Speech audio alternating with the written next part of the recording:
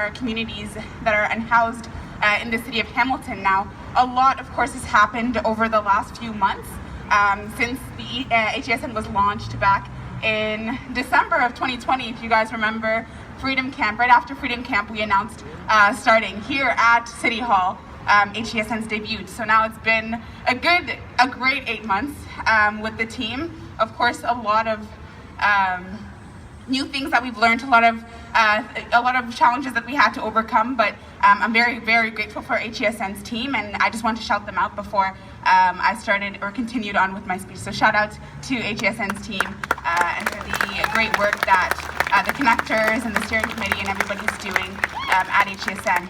Now, when we talk about here, for example, the climate emergency, I think it's important to connect issues such as climate and housing in Hamilton. And I think especially colonialism has taught us to view the world in such an individualistic way, where we see things like the climate as in maybe tomorrow I'll be fine and after tomorrow I'll be fine, but my grandparents won't be fine, but that's their problem to deal with. And the same thing with housing. I have a house, I have a roof over my head, so I don't mind that there are people who are suffering on the streets of Hamilton and who keep being displaced by the, which is very shameful, in fact.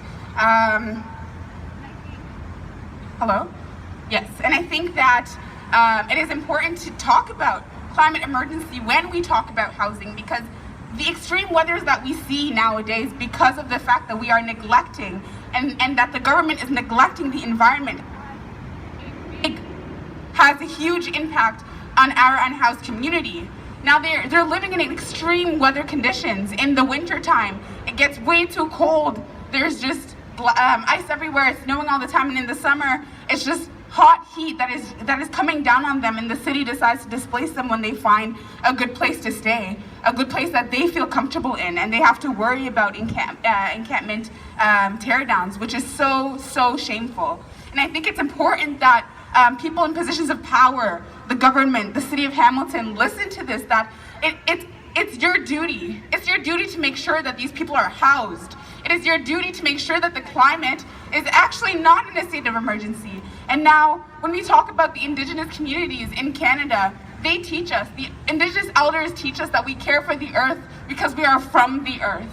We care for the earth because the earth cares for us. The earth provides for us.